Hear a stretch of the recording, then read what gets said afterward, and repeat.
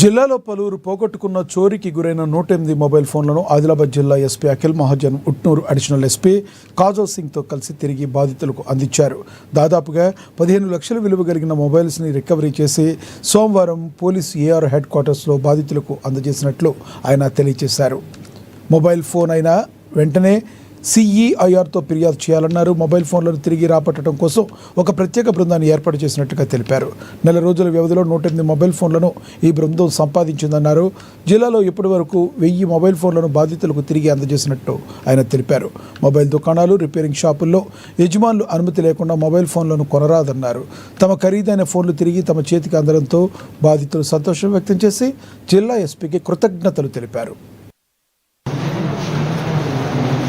Yeah.